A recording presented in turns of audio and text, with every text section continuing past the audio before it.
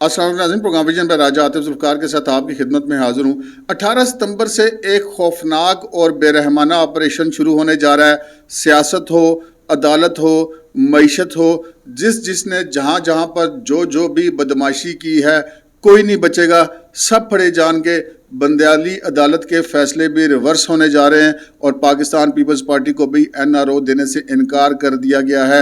आज के प्रोग्राम में बहुत ही एक्सक्लूसिव और पसे पर्दा हक़ाइक़ आपकी खिदमत में पेश करेंगे। मगर इससे पहले कि अपने प्रोग्राम को आगे बढ़ाएं, आपसे गुजारिश है कि अगर अभी तक आपने हमारा चैनल सब्सक्राइब नहीं किया तो प्लीज़ कर लीजिए, साथ ही बेल आइकन भी दबा दीजिए ताकि जो ही हमारा कोई नया प्रोग्राम अपलोड होता है तो उसका नोटिफिकेशन फौरी तौर पर आपको मौसूल हो सके। और आज पहली बार मैं आपको ये भी कह रहा हूँ कि अगर आपको हमारा प्रोग्राम पसंद आए तो प्लीज़ उसको एक लाइक भी कर दिया करें, वो हमारे ही ज़रा हौसला अफजाई का बायस होता है। प्रोग्राम का बाकायदा आगाज़ करते हैं नाज़रीन। DGISI lieutenant general Nadeem Ahmad Anjum की मुद्दत मुलाजमत में तोसी के हवाले से अब तो गुज़श्ता 2 दिनों से काफ़ी लोग ये ख़बर दे रहे हैं कि जनाब कुछ ये ख़बर दे रहे हैं कि उनको तोसी के इम्कानात हैं, कुछ ये कह रहे हैं कि जी फ़ैसला हो गया। और आज तो तकरीबन ये बात कन्फर्म हो चुकी है कि जनरल नदीम अहमद अंजम को तोसी दी जा रही है, बल्कि तोसी दे दी गई है। यहाँ पर एक चीज़ का क्रेडिट हम आपसे ज़रूर लेना चाहेंगे और जो हमारे रेगुलर नाज़रीन हैं वो इस चीज़ को जानते हैं कि इस हवाले से सबसे पहले ख़बर जो है वो हमने आपको दी थी और उस वक़्त दी थी जब कोई इस बारे में सोच तक नहीं रहा था, किसी के जहन में भी ये बात नहीं थी कि कोई ऐसी बात भी हो सकती है।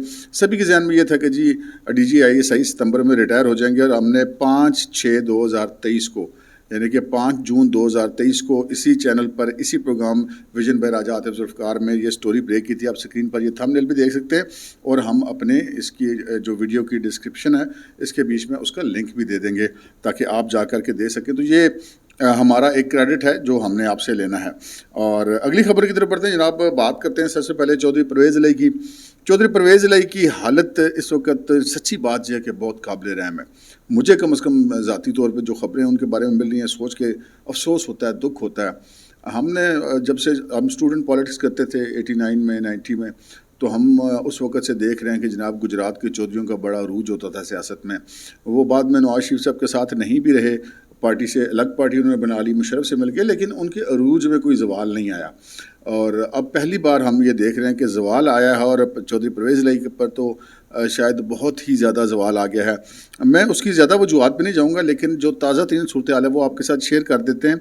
एक तो चौधरी परवेज़ इलाही को ज़मानत मिल गई थी, जिसके बाद फिर एंटी करप्शन लाहौर की टीम पहुँच गई अडयाला और उन्होंने कहा कि जी हमने इनको लेके जाना है। फिर इनको वो लेकर गए और मकामी अदालत में पेश किया और उनका राहदारी रिमांड लेकर उनको लाहौर रवाना हो गए। अब उनको लाहौर की अदालत में पेश किया जाएगा और जिस मुकदमे में भी उनको गिरफ़्तार किया गया है उसमें उनका जिस्मानी रिमांड लिया जाएगा। अच्छा, जो हमारे ज़राए हैं उन्होंने उनका ये कहना है कि जी चौधरी परवेज़ इलाही की हालत इस वक्त बहुत ख़राब है, बिलखुसूस उनकी ज़हनी हालत इस वक्त बहुत ख़राब है, बहुत ज़्यादा डाउन हो चुके हैं, जिसे कहते हैं ना कि बिल्कुल हथियार फेंक देना, हौसला छोड़ जाना। इस वक्त चौधरी परवेज़ इलाही की वो हालत है। उस बंदे का बेचारे का बस नहीं चल रहा कि वो मतलब क्या करे। इसलिए कि जब भी वो चौधरी मुनस इलाही से बात करने की कोशिश करते हैं, जब उनसे कोई तफ्तीशी टीम कहती है कि जी ठीक है आपके बेटे ने इतनी करप्शन की है, आप भी उसमें शामिल हैं और वो पैसा ले गए तो उसको बुलाएं, तो जब भी चौधरी परवेज़ इलाही साहब फ़ोन करते हैं तो हमारे ज़रा का ये कहना है कि जी चौधरी मुनस इलाही साहब उनका फ़ोन नहीं उठाते। और फ़ोन ना उठाना जो है वो ज़्यादा तकलीफ़ दे होता है कि चलें वो आ रहे या नहीं आ रहे, लेकिन जिस बाप की वजह से तुम इतने अरबों रुपए लूट करके बाहर भाग गए हो और आज वो बाप एक तकलीफ़ में है, एक अज़ियत में है और तुम उसका फ़ोन तक नहीं लेते।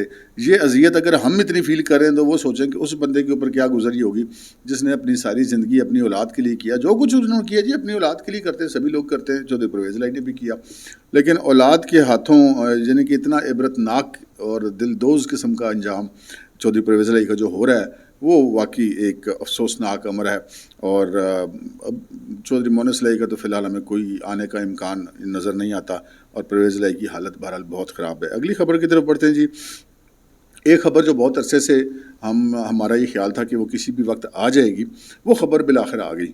आज जो हैं साबिक़ अपोज़िशन लीडर और साबिक़ जो रहनुमा हैं PTI के, साबिक़ रुकन असम्बली थे PTI के और उससे पहले पीपल्स पार्टी में रहे राजा रियाज़, उनकी आज लंदन में एक मुलाकात हुई है नवाज शरीफ साहब से और शहबाज शरीफ साहब से। और उस मुलाकात में बाकायदा तौर पे جو راجہ ریاض ہیں وہ مسلم لیگ نون میں شامل ہو گئے ہیں، اور باہر نکل کر انہوں نے شہباز شریف صاحب کے ساتھ ایک میڈیا سے ٹاک بھی کی ہے، اور انہوں نے کہا کہ جی آج سے میں مسلم لیگ نون کا حصہ ہوں، اور اس کی جو مضبوطی کے لیے جو میرا شیئر ہوگا وہ میں ڈالوں گا۔ اچھا، ان کی شمولیت سے ہم فیصل آباد ڈویژن کی حد تک اگر بات کریں تو مسلم لیگ نون کو بڑی تقویت پہنچے گی، جیسے کہ فیصل آباد میں جو ہے نا وہ 3 زیادہ بڑے جو گروپ ہیں وہ جو طاقتور ہیں سیاسی طور پہ، چوتھا گروپ تو آپ تقریباً نہ ہونے کے برابر ہی سمجھیں۔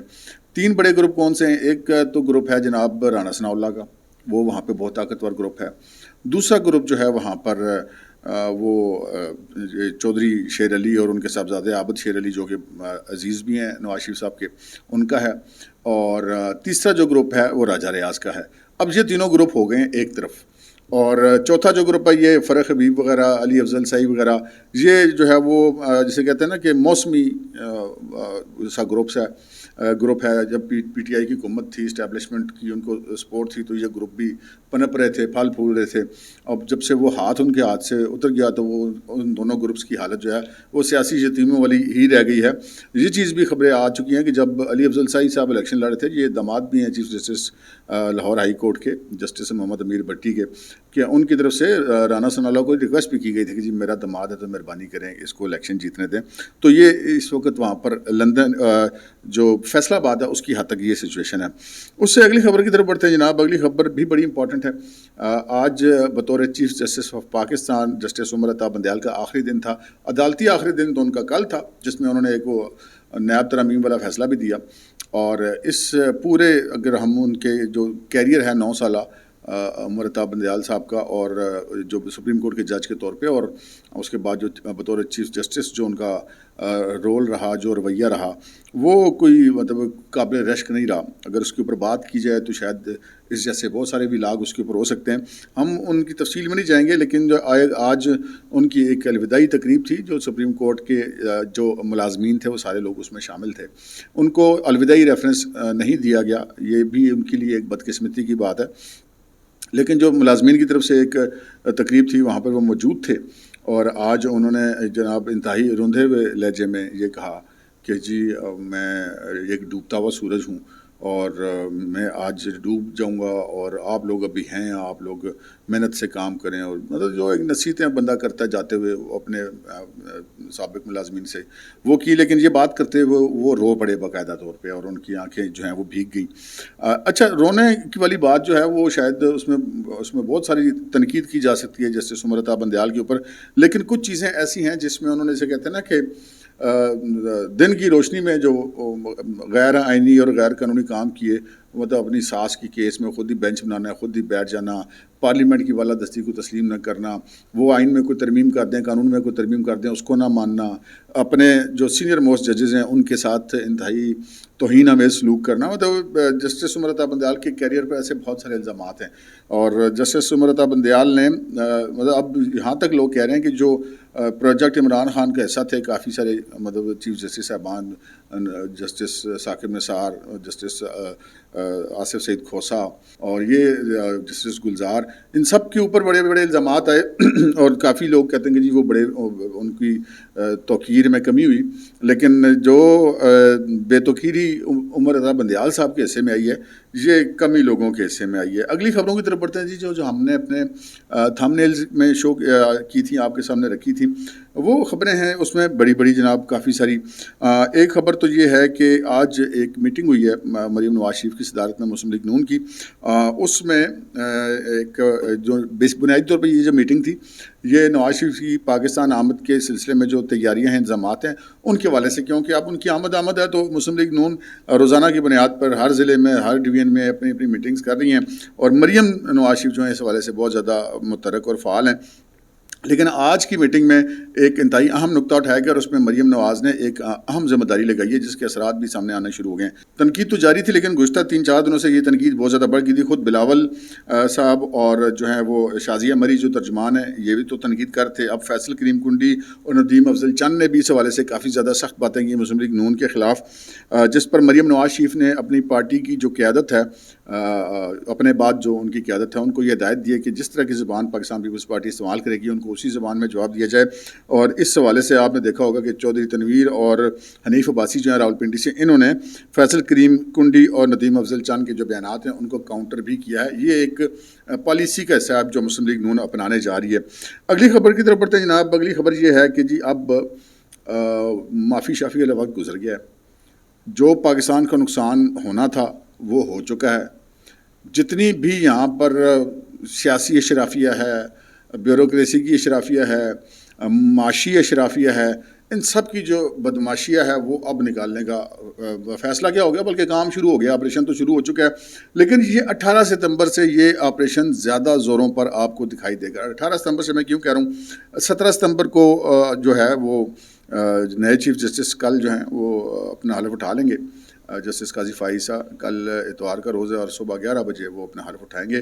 اور جو 18 تاریخ سے جو ہفتہ شروع ہوگا عدالتی, اس میں بہت کچھ ہونے جا رہا ہے. اس کے 3-4 پہلو ہیں. ایک عدالتی پہلو ہے, ایک سیاسی پہلو اور ایک معاشی پہلو ہے. ہم ذرا پہلے بات کر لیتے ہیں معاشی پہلو کی طرف.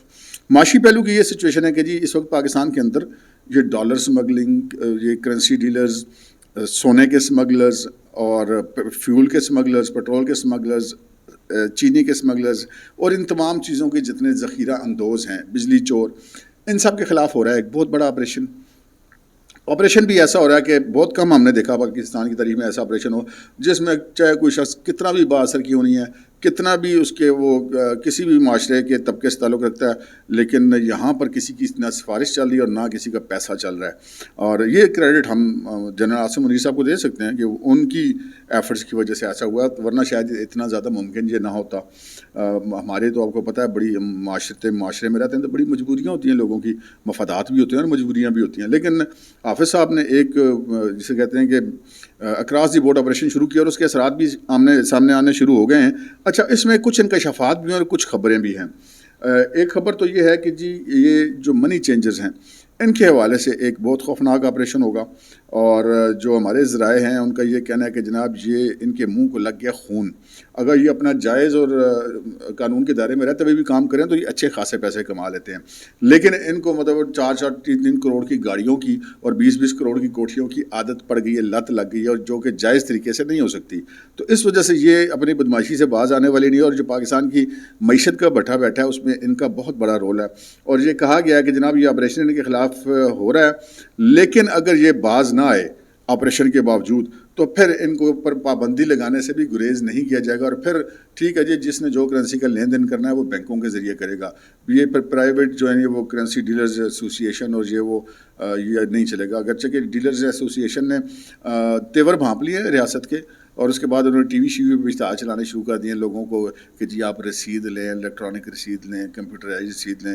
یہ سارا کچھ وہ کر رہے ہیں, اللہ کرے وہ ٹھیک ہو جائیں. لیکن یہ فیصلہ ہو گیا کہ اگر وہ ٹھیک نہ ہوئے تو پھر جناب پابندی ہے, یعنی کہ ڈنڈا سروس چلے گی, معافی کسی کی نہیں ہے. اچھا, اب آگے ہم آتے ہیں عدالتی معاملے کی طرف. باقاعدہ پاکستان کے اندر عدالتی بدماشیاں ہوتی رہی ہیں, اس میں تو کوئی شک و شبہ کی بات نہیں رہی. جس طرح قانون کو, آئین کو اور عدالتی روایات کو روندا گیا ہے بالخصوص عمران خان اور ان کی پارٹی کے لیے, اور جو آپریشن جو پروجیکٹ عمران خان تھا اس کے لیے, وہ اس کی کوئی مثال نہیں ملتی. اس میں بہت سارے لوگ شامل ہیں. اور بتائیں, ایک بندہ گرفتار ہوتا ہے, اس کے اوپر کرپشن کا چارجز ہیں, وہ بندہ جسمانی ریمانڈ پہ عدالت میں پیش ہوتا ہے کہ جس کا جسمانی ریمانڈ چلے گا تو پتہ لگتا ہے کہ عدالت نے اس کو ڈسچارج کر دیا مقدمے سے. یعنی کہ وہ عدالتیں ان تمام لوگوں سے تفتیش کرنے کے راستے میں بھی رکاوٹ بنی ہوئی تھی. مطلب یہ اتنے زیادہ پاورفل اور باثر ہو چکے تھے. اور پھر وہ جو ٹرکوں کی آڈیوز اور یہ سارے ساسوں کی ویڈیو آڈیوز اور یہ سارا کچھ آپ کے سامنے آ چکا ہوا ہے. اور سلام بھی کرنے وزیر اعلیٰ آ جاتے تھے سپریم کورٹ کے ججوں کے گھر, اور یہ وہ تو یہ سارا کچھ آپ نے دیکھا ہوا ہے. لیکن اب جناب جب قاضی فائزہ صاحب حلف اٹھا لیں گے اس کے بعد سے پھر یہ معاملہ نہیں چلے گا. اور یہ جو رونے نکلے ہیں نا الوداعی تقریب میں جسٹس امرتا بندیال کے, اس میں مطلب سپریم کورٹ سے جدائی کا دکھ کم ہے, وہ کرنی بھرنے کا خطرہ زیادہ ہے, جس کی وجہ سے بندے کے رونے نکل جاتے ہیں. اور یہ جو ان کا ایک نام نہاد ان کا ایک گروپ بھی تھا خیالوں کا, وہ تمام کے تمام وہ لوگ ہیں جو میرٹ کی خلاف ورزی کر کے سپریم کورٹ میں آئے ہوئے ہیں. تو اس چیز کا بڑا امکان ہے کہ وہ لوگ بھی جائیں گے. اور جو سپریم کورٹ کے اندر جو شعبہ ہے انتظامی, اس میں جتنے بندیال صاحب نے لوگ بھرے تھے نا, مثلاً سینیارٹی میں 28ویں نمبر کو پہ جو بندہ ہے لاہور ہائی کورٹ میں، اس کو اٹھا کر آپ نے لگا دیا سپریم کورٹ کا رجسٹرار، اور جو دوسرے نمبر پہ ہے وہ ہائی کورٹ کا رجسٹرار ہے، اور جو 28ویں نمبر پہ ہے وہ سپریم کورٹ کا رجسٹرار ہے. ہر جگہ پہ میرٹ کو روندا گیا. ایسے تمام لوگوں کو جسٹس قاضی فائزہ کی طرف سے 2 دن پہلے سگنل مل گیا تھا کہ بھائی جی اپنے اپنے پیرنٹ ڈپارٹمنٹ میں جاؤ، سارے چھٹی کرو، اب جو کام ہوگا ادھر میرٹ کے مطابق ہوگا. تو وہ جو جج میرٹ کے خلاف آئے ہوئے ہیں، جونیئر موسٹ جج ہیں اوپر آئے ہوئے ہیں، ان کے لیے بھی اب پریشانیوں کا دور شروع ہو گیا ہے، کیونکہ کسی بھی وقت اس کا بھی نوٹس لے لیا جائے گا. اور پھر دوسری بات ہے کہ جہاں کوئی جائز کام، قانونی کام ہوتا تھا، وہاں پہ کوئی بھی کام ہونے لگتا تھا تو یہ جناب سپریم کورٹ کے جج اور ہائی کورٹ کے جج کھڑے ہو جاتے تھے اور وہ رکاوٹیں ڈال دیتے تھے. مطلب جہاں پہ جو شوگر اسکینڈل کے لوگوں کے خلاف بھی 2 سال ادھر اسٹے چلتے رہے اور مطلب تجوریاں بھری جاتی رہی ہیں، تو وہ سارا کچھ جو ہے وہ اب انشاءاللہ ٹھیک ہونے جا رہا ہے. ایک امید لگ گئی، ایک آس لگی ہے کہ ایک آپریشن عدلیہ کے اندر بھی جسٹس قاضی فائزہ کی سربراہی میں شروع ہو گیا ہے، ہو جائے گا 18 کے بعد. اچھا، پھر جو سیاسی کی طرف آ جاتے ہیں جناب، ایک تو جو ہے وہ پاکستان تحریک انصاف ہے. پاکستان تحریک انصاف کے ٹکڑے تو بہت سارے ہو گئے ہیں، لیکن اگلے جو آنے والے دنوں میں آپ یہ کہہ سکتے ہیں کہ ٹکڑوں سے کام آگے نکل جائے گا. اب ان کا قیمہ نکلنے والا ہے. قیمہ اس طرح سے نکلنے والا ہے کہ بشرا بھی بڑی متحرک تھی، ادھر دوڑ ادھر دوڑ. ٹھیک ہے جی، بیگم میں شور اندر ہو گیا. ایک تو یہ ہوتا نا کہ اپنے شور کو بچانے کے لیے کوشش کرے، وہ بالکل ٹھیک ہے، لیکن یہاں پہ صرف شور کا معاملہ نہیں تھا، یہاں پہ ان کے بھائیوں کا بھی معاملہ تھا، ان کے بیٹوں کا بھی معاملہ تھا. بہت سارے معاملات ہیں جو کرپشن والے چارجز ہیں، مدد فراگوگی والے بھی معاملات ہیں، وہ سارے بشرا بی بی سے ریلیٹڈ ہیں. ملک ریاض والے بھی معاملات ہیں. تو یہ سارے معاملات تھے، لیکن بشرا بی بی نے پورا زور لگا لیے جی. وہ قطریوں سے لے کر اور پنڈی تک، پیغام رسانی تک بھی سارا کچھ کر چکی ہیں، تو کہیں سے ان کو کوئی لفٹ نہیں کروائے گی. جس کے بعد سے اب یہ امکانات پائے جا رہے تھے کہ یہ جتنے لوگ رہ گئے ہوئے ہیں نا، جو مطلب غیر فطری ضمانتیں لے کے پھر رہے ہیں، وہ بھی اب سارے اندر جانے والے ہیں. ان میں سے بھی اب کسی نے نہیں بچنا. اور سیاست میں اگر مسلم لیگ نون اور پیپلز پارٹی کا کوئی بندہ انوالو ہے، یہ جو ہمارے ملک کی معاشی بحران ہے یا جو گڑبڑ جرائم میں ملوث ہیں، ان کے خلاف بھی کروائیاں ہوں گی. اور یہ آپ یہاں سے دیکھ لیں کہ پاکستان تحریک انصاف کے جو لاہور میں جو سب سے بڑے ایک مطلب مبینہ طور پہ غنڈہ گرد آدمی کہہ سکتے ہیں آپ اس کو، منشا بام جی، وہ پی ٹی آئی کا بڑا لیڈر ہے، عمران خان کے ساتھ بڑی فوٹو ہیں. وہ بھائی بھی اندر ہو گیا جی. کل سے وہ اندر، آج اس کے بیٹے کے خلاف بھی پرچہ ہو گیا. 50 لاکھ روپے بتاوا لے رہے تھے کسی سے، 78 پرچے جی اس کے خلاف. اور پاکستان تحریک انصاف کی پنجاب میں حکومت کے دوران تو بھائی صاحب نے بڑی موجیں کی ہیں، وہ بھی گرپ میں آ گئے ہیں. لیکن اس سے بھی بڑی خبر پاکستان پیپلز پارٹی سے متعلق ہے. ہم نے دیکھا کہ جی بڑے دنوں سے بلاول صاحب کہہ رہے ہیں جی لیول پلینگ فیلڈ نہیں ہے، اور شازیہ مری بھی کہہ رہی ہیں جی ہمیں دیواس لگایا جا رہا ہے، لیول پلینگ فیلڈ نہیں ہے. وہ ہم نے بھی کوئی اپنے ذرائع سے پوچھا، میں نے کہا یار یہ کیا مطلب لیول پلینگ فیلڈ، مطلب ان کو کیا مطلب ریٹرننگ افسر اپنے بندے چاہیے؟ انہوں نے کہا جی نہیں یہ بات نہیں ہے، بات کچھ ہو رہا ہے. میں نے کہا کیا؟ ان کا جی سندھ میں جتنا آپریشن ہو رہا ہے نا اس وقت، جو ہماری فورسز کر رہی ہیں، ایجنسیاں کر رہی ہیں، قانون نافذ کرنے والے ادارے کر رہے ہیں، یہ جتنے اسمگلر، مافیا اور یہ گروپس ہیں ان کے خلاف، انہوں نے کہا کہ جی اس کے اندر بہت بڑے بڑے انکشافات ہوئے اور بہت سارے لوگ پکڑے گئے ہیں. میں نے کہا جی کون پکڑے گئے ہیں؟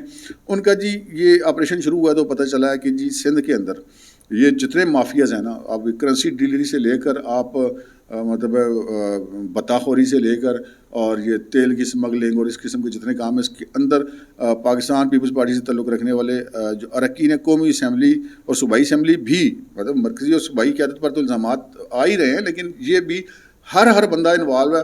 اور ان تمام لوگوں کے جتنے انہوں نے فرنٹ مین رکھے ہوتے وہ سارے اٹھا لیے گئے. وہ اب اٹھا لیے گئے ہیں فرنٹ مین ان کے. اب ان کے انکشافات پہ آگے چل کے جو ان کے جو بظاہر بڑے جو وائٹ کالر لوگ ہیں ان کے خلاف بھی کروائیاں ہوں گی، جو بیوروکریسی کے لوگ ان سے ملے ہوئے ہیں ان کے خلاف بھی کروائیاں ہوں گی. تو اب یہ ایک آپریشن شروع ہونے جا رہا ہے. اور اس سلسلے میں یہ جو بار بار کہنا کہ لیول پلینگ فیلڈ نہیں ہے، لیول پلینگ فیلڈ نہیں ہے، اس کا مطلب کیا ہے؟ اس کا مطلب ہے کہ جی سانو پوچھو، اسی تانوں کہیے کہ بس ہاتھوں تسی ہولا رکھو. تو انہوں نے کہا جی ہاتھ ہم نے کوئی نہیں ہولا رکھنا. یہ جو بیان ہے اس کا بظاہر مطلب یہ ہے کہ لیول پلینگ فیلڈ نہیں ہے، اصل میں اس کا مطلب یہ ہے کہ بھائی جی این آر او دے دو، معافی دے دو، ہمارے بندوں کو چھوڑ دو، ہمارے خلاف کارروائی نہ کرو. لیکن کوئی کارروائی کسی کے خلاف نہیں رکنی. اور یہ جو بھی فرنٹ مین مافیا ہے وہ سارے انکشافات کر چکا ہے. اب آگے آپ کو مزید کارروائیاں ہوتی ہوئی دکھائی دیں گی اور کسی کے لیے کوئی معافی نہیں ہے.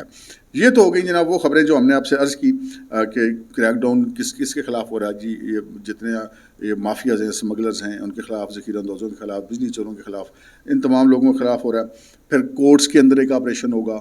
جو جونیئر لوگ آگے آئے ہوئے ہیں یا سفارشی لگے ہوئے ہیں ان کے خلاف جو غلط احکامات کرتے رہے، جن کے بطور عدلیہ کی سیٹوں پر بیٹھ کر جرائم پیشہ عناصر اور سیاسی جماعتوں سے تعلقات ہیں، ان سب کے خلاف بھی آپریشن ہوگا، اور جو معاشی طور پہ گڑبڑ کر رہے ہیں ان کے خلاف بھی آپریشن ہوگا، چاہے پابندیاں لگانی پڑ جائے.